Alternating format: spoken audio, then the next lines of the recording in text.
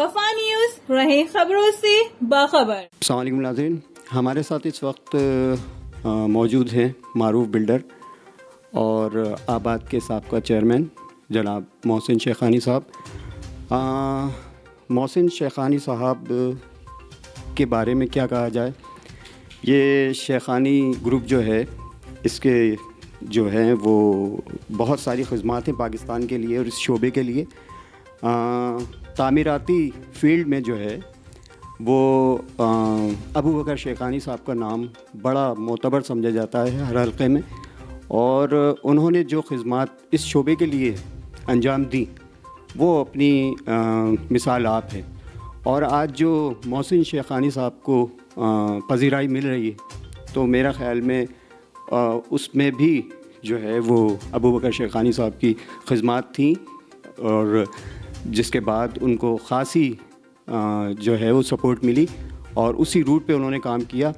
لیکن میں یہ کہتا چلوں کہ جو ابو بکر شیخانی صاحب کا دور تھا وہ بہت اچھا دور تھا اور بزنس کا دور تھا، جس وقت انہوں نے کام کیا اور اس شعبے میں بڑا نام بنایا اور آج شیخانی گروپ کو یہاں تک پہنچایا۔ لیکن جس دور میں محسن شیخانی کام کر رہے ہیں اس وقت میرا خیال میں اس وقت معیشت کا جو حال ہے اور اس وقت جو اس صنعت کا حال ہے تو یہ کام کرنا کوئی معمولی بات نہیں۔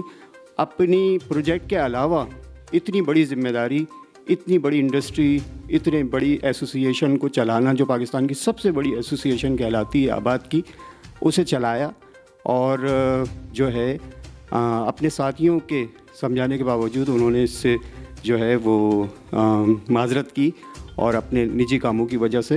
تو آئیے ان سے بات کرتے ہیں۔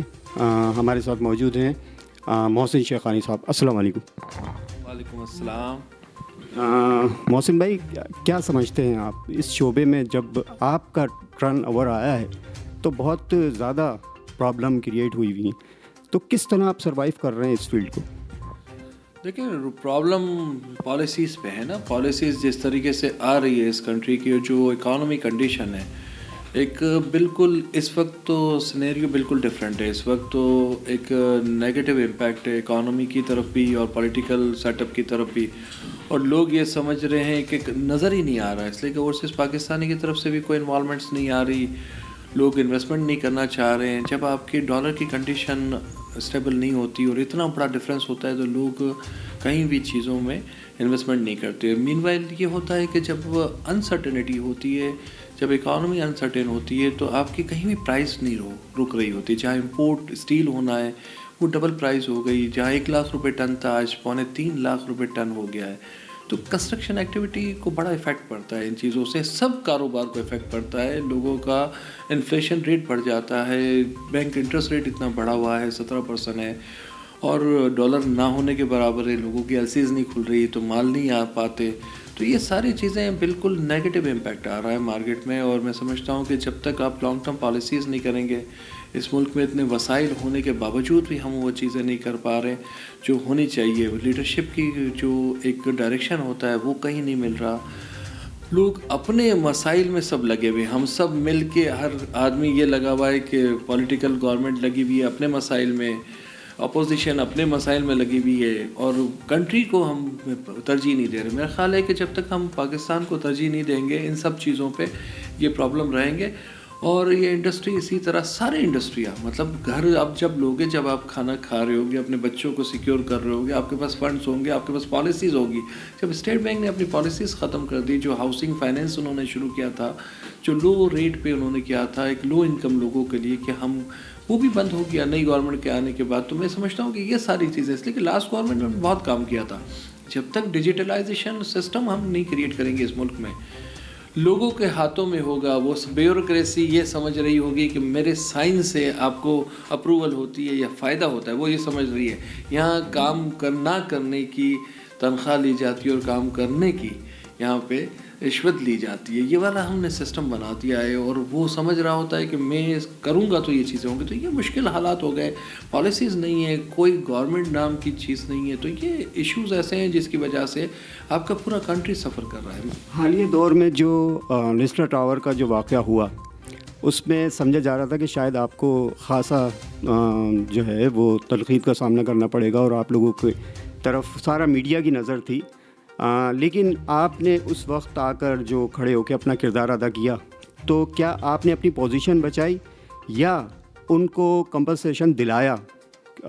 اس کے بارے میں تھوڑا سا بتائیں۔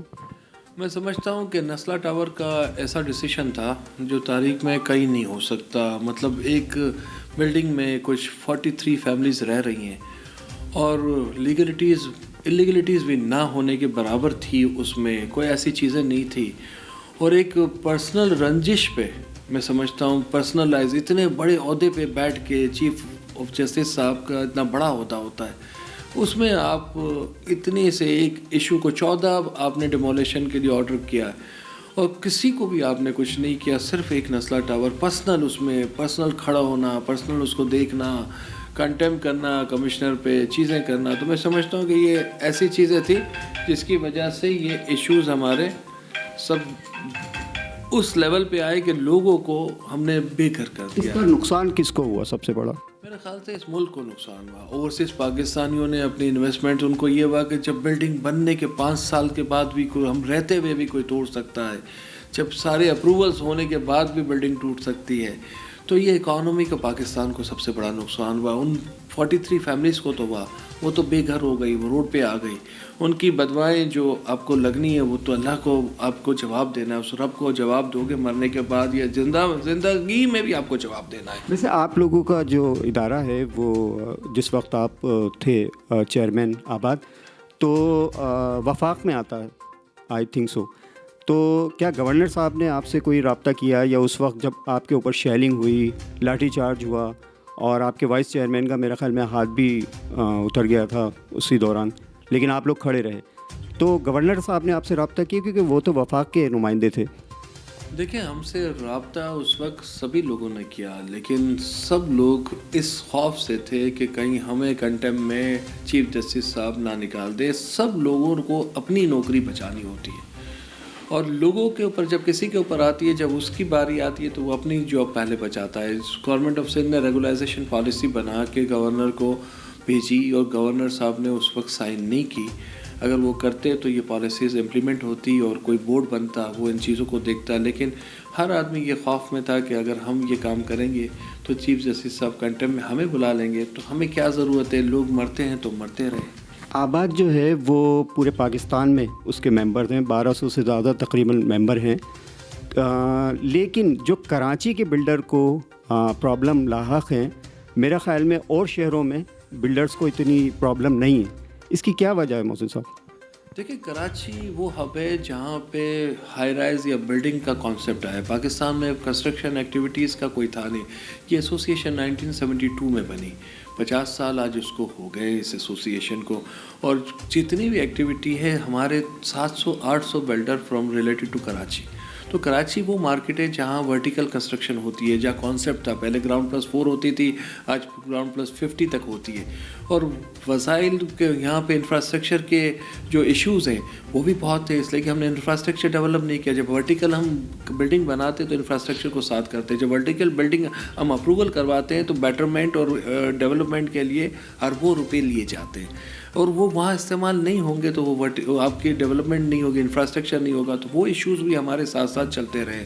باقی شہروں میں اتنا ورٹیکل نہیں ہے، آپ دیکھیں لاہور میں اب شروع ہو گیا ہے، اسلام آباد میں مین ایریا میں ورٹیکل ہے، ہاریزونٹل زیادہ ہے، باقی شہروں میں ہاریزونٹل پہ لوگ سروائیو کرتے ہیں۔ کراچی میٹروپولیٹن سٹی ہے، انٹرنیشنلی دنیا کے سب لوگ یہاں آتے ہیں، ساری چیزیں ہوتی ہے، اور 70s سے پہلے ورٹیکل حبیب بینک پلازا یہاں بنا ہوا تھا، جو ہم کہتے تھے پورے پاکستان کی سب سے ہائیسٹ ٹالسٹ بلڈنگ تھی۔ تو ایک ہوتا ورٹیکل چیزیں جہاں بن رہی ہوتی ہیں وہاں انفراسٹرکچر کی ریکوائرمنٹ ہوتی ہے، وہ ہم نے نہیں کیا، اس وجہ سے ایشوز بڑھتے جاتے ہیں۔ آج 22 سال ہو گئے کراچی کو 800 MGD واٹر، 600 آتا تھا، 200 MGD واٹر مشرف صاحب کے زمانے میں آیا۔ 22 سال سے پاپولیشن ڈبل ہو گئی، پانی وہی 800 MGD آ رہا ہے، تو لوگ کہاں سے لے رہے ہیں؟ لوگ زمین سے نکال کے یوز کر رہے ہیں۔ جب آپ وسائل نہیں دو گے تو لوگ اپنا آلٹرنیٹ استعمال کرنا شروع کر دیں گے. تو ہمیں لوگوں کو جب چیزیں نہیں پرووائڈ کریں گے تو وہ راستے خود بخود بننا شروع کچی آبادیاں بننی شروع ہو جائیں گی. اچھا، یہ آپ کی دور میں جو شاپنگ مال بنے ہیں اور یہ جو سپر اسٹور بنے ہیں روڈوں پہ، مین روڈوں کے ساتھ، ان کی جو پارکنگ ہے اس کی وجہ سے سارا ٹریفک بلاک ہوتا ہے. تو آپ لوگ جب ان کو اپروو دیتے ہیں تو کیا پارکنگ کی کوئی آپ حد دیتے ہیں کہ بھائی آپ پارکنگ گراؤنڈ پہ بنائیں یا آپ پارکنگ ایریا پہلے ہمیں بتائیں؟ جیسے کہ جاپان میں ہے کہ گاڑی خریدنا ہے، آپ کو مجھ سے زیادہ پتہ ہوگا، تو گاڑی خریدنے سے پہلے آپ کو پارکنگ دکھانا ہوگی. تو کیا ایسا کوئی سین ہوتا ہے کہ بلڈنگ بنانے سے پہلے آپ کو پارکنگ کا کوئی نقشہ دکھایا جاتا ہو؟ لیکن نقشے میں تو شاید ہوتا ہو، لیکن ہم نے ابھی تک نہیں دیکھا کہ شاپنگ مال کے باہر ہی ساری پارکنگ ہوتی ہے جس سے عوام پریشان ہوتی ہے. دیکھیے یہ ایک ایسا کانسیپٹ ہے جو ہم سمجھتے ہیں کہ پارکنگ تو جب بھی ایک اپروول ہائی رائز بلڈنگ ہوتی ہے، ریزیڈینشیل کا ایک ریشو بنا ہوا ہے کہ ہر گھر کے ساتھ ایک پارکنگ ہونی چاہیے. کمرشل پہ پر اسکوائر فٹ فکس ہے، وہ پارکنگ ہوتی ہے، اور پارکنگ کے بغیر وہ پروجیکٹ اپروو نہیں ہونا چاہیے، نہ ہوتا ہے. بیسیکلی ہر گھر کے اندر جب میں 120 گز کا گھر بھی بناتا ہوں تو اس کے اندر بھی پارکنگ ہوتی ہے، لیکن اتفاق سے ہم ہر آدمی چاہتا ہے کہ میں ڈور اسٹیپ پہ اپنی گاڑی پارک کروں. لوگوں کو گاڑیاں اپنے گھروں میں بھی پارک نہیں کرتے. ہمارے ایک کانسیپٹ ہی بنا ہوا ہے کہ روڈوں پہ ہم نے رکھنی ہے چیزیں، ہمیں تکلیف نہیں کرنی. اسی طرح وہ پارکنگ کی اسپیس ہوتی ہے، لیکن میں سمجھتا ہوں وہ ان ڈپارٹمنٹ اسٹور کے لیے کم پڑ جاتی ہے، اور ان کا جو فلو ہوتا ہے وہ بہت زیادہ ہوتا ہے. تو ڈیفینیٹلی جب ایسے ڈپارٹمنٹل اسٹور ہوتے ہیں، جب چیزیں ہوتی ہیں، وہ پھر آپ کے ڈپٹی کمشنر کا ایشوز آ جاتے ہیں، ان کو مینیج کرنا پڑتا ہے. اس لیے کہ بلڈنگ کی تو ایک کیپیسٹی ہے، اس ریشو سے بن جاتا ہے، لیکن کوئی ایسا وہاں پہ چیزیں ڈپارٹمنٹل اسٹور ہو یا کوئی ایسے بچوں کا ہم وہ بنا لیتے ہیں، کوئی میوزیم ٹائپ کی چیزیں جہاں رش فلو ہوتا ہے، جیسے اسکول کا ٹائم ہوتا ہے، ایک بنگلے کے باہر ایک فلو ہوتا ہے، تو اس کو مینیج کرنا وہاں کے کمشنر کا، ڈپٹی کمشنرز کا ہے کہ وہ ان کو مینیج کر کے کس طرح اس ٹائٹل فلو کو، اس ٹریفک کو لے کے چلے. یہ جو نئے پروجیکٹ بن رہے ہیں اس کی جو پبلسٹی ہوتی ہے اس میں وہ سیلیبریٹیز کو بلاتے ہیں، باقاعدہ بہت اچھا جو ہے نا وہ ٹریٹ کرتے ہیں، اور جو ہے وہ جب کسٹمر اس کو فائنلائز کر لیتا ہے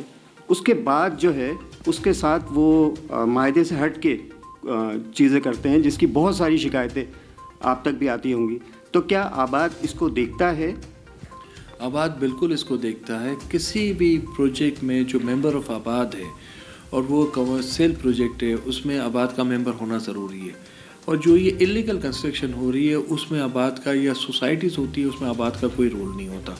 تو ہمارا جہاں رول ہوتا ہے وہاں جو بھی کمپلین آتی ہے آباد اس کو ایڈریس کرتا ہے، ان الاٹیز کو بھی بلاتا ہے، ان بلڈرز کو بھی بلاتا ہے، اور کوشش کرتا ہے. تقریباً مہینے میں ہمارے پاس کوئی 60-70 اپلیکیشنز ایسی ہوتی ہیں جس کو ہم بیٹھ کے ریزالو کرتے ہیں، اور کافی لوگوں کو پتہ ہی نہیں ہوتا آباد کے دفتر آنے کا یا وہ اداروں کا، تو وہ پریشان ہوتے ہیں. لیکن جو بھی چیزیں ایسی ہو تو بالکل آباد کو دے، اور آباد وہ ممبرشپ ان کی ختم کرتا ہے، ان کو کام نہیں کرنے دیتا، اور کوشش کرتا ہے کہ ایسے لوگوں کو، اس لیے کہ یہ 10% ایسے لوگ ہوتے ہیں، 90% لوگ بالکل ڈفرینٹ ہوتے ہیں، 10% لوگوں کی وجہ سے یہ پرابلم رہتے ہیں. اچھا محسن بھائی، ہر صنعت میں آنے کے لیے یا کسی بھی شعبے میں آنے کے لیے آپ کے پاس مہارت ہونا یا اس کا سرٹیفکیٹ ہونا ضروری ہوتا ہے، جو قانونی بھی ہے اور اخلاقی طور پہ بھی ہے. تو کیا بلڈر بننے کے لیے کون سا کرائٹیریا ہوتا ہے کہ آپ کو جو ہے وہ بلڈر کا ایک درجہ دیا جائے اور آپ سند دیں کہ وہ بلڈر بن گیا ہے؟ دیکھیے بیسیکلی آپ کے پاس ٹیکنیکل اسٹاف ہونا چاہیے، آپ کے پاس انجینئر ہونا چاہیے، آپ کے پاس آرکیٹیکٹ ہونے چاہیے، آپ کے پاس سپروائزرز ہونے چاہیے. ڈپینڈ آن دا ورک، آپ کیا کام کر رہے ہو. ایک آدمی 400 گز کی بلڈنگ کر رہا ہوتا ہے، ایک آدمی 4000 گز کی کر رہا ہوتا ہے، ایک آدمی 4 لاکھ اسکوائر فٹ کا کر رہا ہوتا ہے. ڈپینڈ آن کہ وہ کس طریقے سے ہیں. جو چھوٹے لوگ ہوتے ہیں ان کی افورڈیبلٹی کم ہوتی ہے، چھوٹا پروجیکٹ ہوتا ہے اس کی اتنی کاسٹ نہیں ہوتی، وہ افورڈیبلٹی نہیں ہوتی، تو وہ آؤٹ سورس ارینج کر لیتے ہیں، کنسلٹنٹ ہوتے ہیں، اپنے انجینئرس فرمز ہوتی ہیں. ہم لوگ اگر بڑا کام کر رہے ہوتے ہیں تو ہمارے اپنے انجینئرس ہوتے ہیں، ہمارا ٹیکنیکل اسٹاف ہوتا ہے، ہماری اپنی مشینریز ہوتی ہیں، ہمارے اپنے کانٹریکٹرس ہوتے ہیں. ہمارے الیکٹریکل کا الگ ہوتے ہیں، پلمبنگ کی سائڈ الگ انجینئرس ہوتے ہیں، کنسلٹنٹ ہوتے ہیں. تو یہ سب چیزوں کو پروفیشنلس کو ہائر کرنا پڑتا ہے. فائنینشیل جہاں بزنس کمیونٹی ہوتی ہے وہ اپنا فائنینس اور مینجمنٹ یوز کرتی ہے. جب ٹیکنیکل سائڈ ہوتی ہے تو ہمیں وہ مارکیٹ سے لینی پڑتی ہے. کہیں بھی دنیا میں یہی ہوتا ہے اور اسی کے بغیر نہیں ہوتا ہے. اس لیے نہیں کہ میں اگر انڈسٹری کوئی لگانا ہے تو میں کوئی انڈسٹری کا سرٹیفکیشن لوں گا، میں مارکیٹ سے وہ لوگ لوں گا، وہ کنسلٹنٹ لوں گا، وہ کمپنیز لوں گا جو مجھے لے کے ساتھ چلے. جس کا پیسہ لگتا ہے سب سے زیادہ درد اس کو ہوتا ہے اور وہ ان چیزوں کو مینیج کر رہا ہوتا ہے. ہاں بعض جگہوں پہ آپ کا ایکسپیرینس نہیں ہوتا، آپ لوگ لاس کرتے ہیں، وہ پروجیکٹ نہیں بنتے، آپس کے پارٹنرشپس ایشوز آ جاتے ہیں. تو یہ ساری چیزیں وقت کے ساتھ چیزیں بڑھتی رہتی ہے. لیکن آپ جب بھی کوئی پروجیکٹ لیں، کوئی بھی آدمی، میری ان سے ضرور یہ درخواست ہوگی کہ آپ جا کے ان کے پریویس پروجیکٹ دیکھیں اور ان لوگوں سے ملے جنہوں نے بک کرا ہے، ان کے کیا ویوز ہیں، ان کے کیا تاثرات ہیں. اگر وہ آپ کو صحیح گائیڈ کرتے ہیں تو میں سمجھتا ہوں پھر بک کرائیں. کوئی چمک، کوئی سیلیبریٹی سے بکنگ نہ کریں، اس کے پریویس ریکارڈ سے کریں. اچھا، آپ کیا سمجھتے ہیں کہ اس شہر میں اس وقت جو پروجیکٹ لگ رہے ہیں اس میں کامیابی کے لیے کون سا راستہ گورنمنٹ کو یا جو ہے وہ بلڈرز کو اختیار کرنا چاہیے جس سے کچھ بہتری آئے؟ یا آپ کی نظر میں کچھ بہتری دکھ رہی ہے یا تاریخی دکھ رہی ہے جو سچی بات ہے اس وقت معیشت کی؟ دیکھیں، لوگوں کو تاریخ دکھ رہی ہے، نظر آ رہا ہے، پالیسیز جو آ رہی ہے وہ سب تاریکی کی طرف جا رہی ہے. لیکن ہوپ کے ساتھ ہی ہوتا ہے نا. دیکھیں، ہم لوگوں کو جو بھی رسپیکٹ ملی ہے اسی شہر نے دی، اسی ملک نے دی ہے اور یہیں سے کاروبار لیا ہے، یہیں سے ہم نے پیسے بھی کمائے، عزت بھی آپ لوگوں نے سب نے یہیں سے دی ہے. ہم کہیں بھی دنیا میں جاتے ہیں تو لوگ نہیں جانتے، جب آپ اپنے شہر میں، اپنے ملک میں آتے ہو تو لوگ آپ کو پہچانتے ہیں اور کس چیزیں ہوتی ہیں. تو ہوپ ہے اور بہت زیادہ میں سمجھتا ہوں کہ فیزیبل پروجیکٹ ہے پاکستان سے اچھا پروجیکٹ دنیا میں نہیں ہو سکتا. یہاں مائننگ اتنی ہے کہ ہمارا قرضہ کچھ بھی نہیں ہے. ہماری ایگریکلچر بیس کنٹری ہے جس میں ہم 20% ایلڈ لے رہے ہیں جبکہ 100% ہم لے سکتے ہیں. اگر وہی ڈبل کر دیں تو ہمارے بہت سارے ایشوز ختم ہو جاتے ہیں. آئی ٹی کے حوالے سے بہت چیزیں ہیں دنیا میں جو ہو رہی ہیں، اس میں چیزوں میں ہمیں آگے بڑھنے کی ضرورت ہے. 3 شعبے میں اگر ہم نئی چیزوں پہ ورک آؤٹ کرتے ہیں تو میں سمجھتا ہوں یہ کنٹری میں بہت آگے جا سکتا ہے. جن بلڈرز نے بکنگز کرا لیتے ہیں، جیسے 4 سالہ پروجیکٹ ہے، 5 سالہ، لیکن اسی دوران معیشت یا ڈالرز مہنگا ہوتا ہے اور چیزیں، تو وہ کس طرح مینٹین کرتے ہیں، کس طرح اس کو مینیج کرتے ہیں؟ کیا وہ ان پہ جو ہے وہ لوڈ ڈالتے ہیں کسٹمر پہ، یا جو معاہدہ ہوا ہے اسی پہ ان کو رہنا ہوتا ہے؟ دیکھیں، قانونی تو وہ جو معاہدہ ہے اسی پہ رہنا پڑتا ہے ان کو. ان کے پاس باقی جو مال ہوتا ہے، یا ہم کوشش کرتے ہیں آج کے دور میں ہم 50% کریں اور 50% ہمارے پاس اویلیبلٹی ہو، تبھی ہم یہ چیزوں کو لے کے چل سکتے ہیں. لیکن اگر ہم لانگ ٹرم میں جاتے ہیں تو میں سمجھتا ہوں کہ جب بھی انفلیشن ہوتا ہے تو قانون میں ایک گنجائش ہے کہ آپ بلڈنگ کنٹرول جائیں اور وہاں پہ اپنے پروجیکٹ کو کہیں کہ یہ پرائز اتنی بڑھ گئی ہے. اس وقت پرائز کنسٹرکشن کاسٹ ڈبل سے زیادہ ہو گئی ہے. 1 لاکھ روپے کا ٹن سریا تھا، 1,10,000 کا، آج 2,80,000 روپے ٹن سریا ہے. وہ پروجیکٹ جو کم قیمت والے وہ نہیں بن سکیں گے. تو اس کے لیے گورنمنٹ کو بیٹھنا ہے، ان لوگوں کو بھی تھوڑا افورڈ کرنا پڑے گا، پبلک کو بھی کرنا پڑے گا، تو جا کے ہوگی. اس لیے کہ اگر کوئی پروجیکٹ 1 سال میں شروع ہوا ہے تو وہ پروجیکٹ کو بڑا ڈیفیکلٹ ہوگا. لو کاسٹ ہے، اگر ہائی پرائز کا ہے تو کنسٹرکشن کاسٹ اتنے افیکٹ نہیں کرتی. جب 30,000 روپے اسکوائر فٹ ہوتا ہے، آپ سیلنگ کاسٹ ہوتی ہے تو نہیں. جہاں پہ سیلنگ کاسٹ 6,000 روپے ہے اور آپ کی پرائز 6,000 سے زیادہ ہو گئی تو وہاں آپ کو بیٹھنا پڑے گا ان لوگوں کے ساتھ، ان پروجیکٹوں کے ساتھ. اور وہ پروجیکٹ ہے جو لو انکم پروجیکٹ ہے یا مڈل کلاس پروجیکٹ ہے، ان کو افیکٹ زیادہ ہوگا as compare to high price project. آپ لوگوں کو کام کے دوران یہ سیاسی مداخلت جو ہوتی ہے، اس سے دشواریاں ہوتی ہیں؟ آف کورس ہوتی ہیں. سیاسی کے علاوہ بھی بہت ساری دشواریاں ہوتی ہیں. آپ تو سیاسی کہتے ہیں، ہم تو ہر طریقے سے لوگ آ جاتے ہیں. دیکھیں، ہمارے یہاں تو ایک سسٹم بنا ہوا ہے نا، لوگوں کو چلتا پروجیکٹ جب روڈ پہ ہوتا ہے تو ہر آدمی کہتا ہے کہ بہتی گنگا میں ہاتھ دھو لیں. اور سارے ادارے ہوتے ہیں، مطلب ایسا نہیں ہوتا. اور پولیٹیکل تو انوالومنٹ ہوتا ہے، بیوروکریسی کا بھی انوالومنٹ ہوتا ہے، کچھ میڈیا کے بھی کچھ ایسے لوگ ہوتے ہیں ان کا بھی ایشوز آتے ہیں. تو یہ سب لوگ مل کے کوئی ہوتا ہے اور کہیں وہ خود بھی اس پوزیشن میں ہوتا ہے بلڈر، کہیں ایسی چیزیں ہوتی ہے جب وائلیشن ہوتی ہے تو وہ خود بھی بلیک میل ہو رہا ہوتا ہے، تو وہ بہتری آپ کو بہتری نظر آ رہی ہے یا ہو سکتی ہے؟ کورس ہو سکتی ہے. میں کہہ رہا ہوں جب تک ڈیجیٹلائزیشن کریں گے تو بہتری ہوگی، اس سے بغیر بہتری نہیں ہوگی. قانون سب کے لیے برابر ہونا چاہیے. اگر قانون بحریہ کے لیے الگ ہے اور دوسرے لوگوں کے الگ ہوگا تو وہیں لوگوں میں ڈفرینس پیدا ہو جائے گا. لیکن عوام کو آپ دیکھیں کہ وہ جانتے ہیں کہ وہ بحریہ جو ہے وہ اس پہ اطمینان نہیں ہے، لیکن اس کے باوجود ان کے پروجیکٹ بڑے مہنگے بک رہے ہیں، یہ جاننے کے باوجود کہ وہ لیگل نہیں ہیں. اس کی کیا وجوہات ہے کہ جو لیگل کاموں سے جو ہے وہ پبلک جو ہے متنفر ہو گئی ہے، اور وہ ایسے لوگوں کو جو قداور اور بڑے طاقتور ہیں ان پہ بھروسہ کرنے لگے ہیں؟ بیسیکلی یہ ہوتا ہے کہ وہ سمجھ رہے ہوتے ہیں کہ وہی اسٹرانگ لوگ ہیں، وہ طاقتور لوگ ہیں، وہ سب کو اپنے ساتھ رکھ سکتے ہیں اور ان کو کوئی نقصان نہیں پہنچاتا ہے. ان کے لوگوں کے ذہن میں یہ ہے کہ ان کو کوئی نقصان نہیں ہوتا، لیکن ایسا نہیں ہوتا. جو اگر کوئی غلطی ہے کہیں تو وہ غلطی رہے گی اور اس کو نقصان بھی ہوگا، آج نہیں ہوگا تو کل ہوگا. یہ چیزیں چلتی رہتی ہے، سدائے کوئی پاور نہیں چلتا.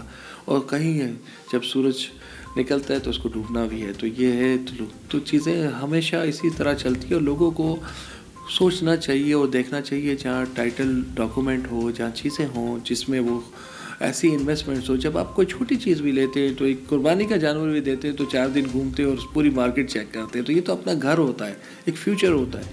تو اس کو بالکل دیکھیں، چیزیں دیکھیں، اس کے ٹائٹل دیکھیں اور رنگینیوں پہ نہ جائیں.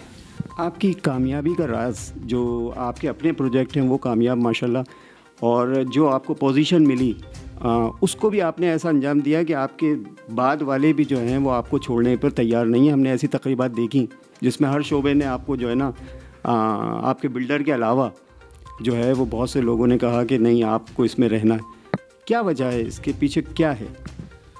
دیکھیں اس میں کوئی وہ نہیں ہوتا. آپ لوگوں کے ساتھ جس طرح چل رہے ہوتے ہیں، ہمارا لوگ آپ کے پاس کوئی بھی آتا ہے ایک امید سے آتا ہے، ایک پرابلم میں آتا ہے. تو جہاں آپ ریزالو کر سکتے ہو، جہاں آپ کھڑے رہ سکتے ہو سن کے، جہاں جس کے لیے کوشش کر سکتے ہو، وہ کوئی بھی شہر کا، اس کنٹری کا کوئی بھی ایشوز ہو تو ہم سب کے ساتھ کوشش کرتے ہیں کھڑے رہیں اور مل کے چلیں. اور جہاں ہم اس ملک کو بہتر کر سکتے ہیں پہلے سوچیں کہ یہ بہتر ہوگا تو ہم اس سے سب کو فائدہ ہوگا. اگر یہی بہتر نہیں ہوگا اور اسی کو ہم کاٹ دیں گے ملک کو تو سب کو نقصان ہوگا. میں سمجھتا ہوں پاکستان میں بہت پوٹینشیل ہے، اتنا پوٹینشیل ہے ہم سوچ بھی نہیں سکتے. ابوبکر شیخانی صاحب کی جو ہے وہ کوئی ایسی بات جس کو آپ فالو کرتے ہوئے کامیاب ہوئے ہوں اور آپ کو وہ کوئی بھی بڑا اسٹیپ لینے پر یاد آتی ہو تو آپ اس سے کیا فالو کرتے ہیں؟ ڈیفینیٹلی دیکھیں جو چیزیں آپ کو لیگیسی میں، فیملی میں ملتی ہیں وہی چیزیں آگے چلتی ہیں.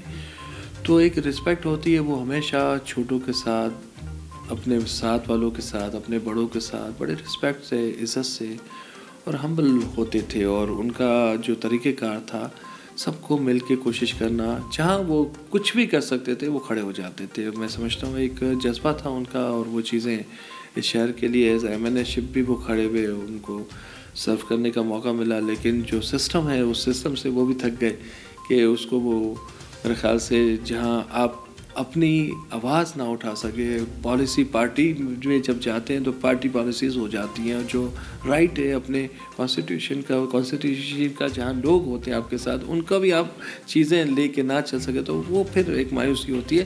لیکن ان کا ہمیشہ یہ تھا کہ جس کے ساتھ بھی ہوتے تھے، بچوں کے ساتھ بچے بن کے وہ چلتے تھے، بڑوں کے ساتھ، اپنے بزرگوں کے ساتھ، اور رسپیکٹ کرتے تھے ہمیشہ لوگوں کی. تو یہ چیزیں تھی، ہم اسی کو فالو کرتے ہیں. کراچی کا میئر کس کو دیکھ رہے ہیں آپ؟ میرے خیال سے حافظ نعیم کو ہونا چاہیے. اس وقت کراچی کے جو حالات ہیں اس میں حافظ نعیم صاحب کو میئر بننا چاہیے. اور میں سمجھتا ہوں کہ لوگوں کی بھی یہی خواہش ہے. اور پیپلز پارٹی کو میں کہوں گا، اور میں نے آلریڈی بھی کوشش بھی کرتے ہیں کہ نہیں ان کو ساتھ مل کے کریں. میں کہہ رہا ہوں کہ تاکہ فنڈز بھی ملے، گورنمنٹ ایک ساتھ ہو اور کراچی کی بہتری ہو. اب کراچی تھک گیا ہے، میں سمجھتا ہوں ان حالات میں جو پچھلے حالات ہوئے ہیں مایوسی بڑھتی جا رہی ہے. اگر کوئی انفراسٹرکچر پہ کام کرے گا، شہر کی بہتری کرے گا تو مل کے گورنمنٹ کے ساتھ ان کو کرنا چاہیے تو بہتر ہوگا. میں سمجھتا ہوں کوئی ایسا میسیج دینا چاہیں محسن بھائی، کیونکہ آپ سے ملاقات جو ہے وہ بڑی بات ہے ہو جانا، تو کوئی ایسا پازیٹیو میسیج دیجیے جو شہر میں ایک عجیب سی فضا قائم ہوئی ہے، کچھ اچھی خبر دیجیے آپ کے میرے خیال ہے کہ کچھ کام ہو رہا ہے شہر پہ، اس ملک میں کام ہو رہا ہے، اور وہ کام اس ملک کے لیے لوگ اب سوچ رہے ہیں. ہم جس لیول پہ ہیں بالکل تو گراؤنڈ لیول پہ ہیں. میں سمجھتا ہوں اس سے نیچے کوئی اور چیزیں نہیں ہیں. اللہ کرے گا، چیزیں بہت پوٹینشیل ہے، اور آنے والے وقتوں میں یہ ملک میں جو انارکی ہے، جو انسرٹنٹی ہے، جو اکانومی کنڈیشن ہے، میں سمجھتا ہوں یہ بہتر ہوگی. اور ایک میسیج یہ ہے کہ خدا را جب یہ ڈالر اور یہ گولڈ اور آپ ہر آدمی خرید رہا ہوتا ہے اور کوشش کر رہا ہوتا ہے کہ ہم خرید لیں، کتنا خرید سکتا ہے کوئی آدمی؟ 5% آف دا ورتھ، 2% اپنی ورتھ کا جو بھی خرچ، تو 98% ورتھ تو ہم خود اپنے آپ کو نقصان پہنچا رہے ہوتے ہیں. ہم اپنے ہی گھر میں آگ لگا رہے ہوتے ہیں جب چیزیں شارٹ ہوتی ہیں اور ہم لے لیتے ہیں. میں ایک میسیج دوں اس میں آپ کو کہ کووڈ کے دور میں اپنے گھر میں گیا تو میں نے دیکھا کہ سلنڈر پڑا ہوا ہے. تو میں نے پوچھا کیوں؟ ہمارے گھر میں کسی کو کوئی ایشو نہیں تھا. تو بولا سلنڈر ملتا نہیں ہے، تو اللہ نہ کرے کچھ ہو تو ہم کیا سوچتے ہیں کہ ہم اب خود جی لیں اور باقی دنیا مر جائے. تو ایسا ہو نہیں سکتا، اس لیے کہ 1,00,000 2,00,000 سلنڈر ہوں گے ہمارے یہاں. جب ہم جس کو ضرورت نہیں وہ بھی لے لیں اور اپنے گھر میں رکھ لیں تو ہم دوسروں کا کیا خیال کریں گے؟ تو یہ والی چیز ہے کہ ڈالر ہم اگر خریدنا شروع کر دیں لوگ تو کنٹری کو شارٹ فال ہو جائے گی. اور وہ چیزیں جب مارکیٹ میں نہیں ہوتی ہم اسٹور کرنا شروع کر دیتے. تو خدا را یہ نہ کریں، دوسروں کا خیال کریں، ملک کا خیال کریں. جب آپ یہ کریں گے تو یہ پرابلم نہیں ہوں گے. یہ اگر ہم ریلیز کر دیں اپنے پاس جو ڈالر پڑے ہوئے ہیں تو کوئی فرق آپ کو نہیں پڑے گا. 2% 3% جو آپ اپنی ورتھ کی سوچ رہے ہو، انڈیویجول سوچ رہے ہو، وہ ختم ہو جائے گا اور کنٹری کے جو ایشوز ہیں وہ حل ہو جائیں گے اسی طرح. تو یہ امپورٹنٹ ہے اس وقت اس ملک کے لیے کہ ملک کے لیے ایسی کوئی چیزیں نہ کرے جس سے اس کو نقصان ہو. میں محسن شیخانی، فارمر چیئرمین آباد اور کنسٹرکشن انڈسٹری کو ریپرزینٹ کرتے ہیں، اور ہم آج الوفا نیوز کے ساتھ ہیں اور دیکھتے رہیں الوفا نیوز.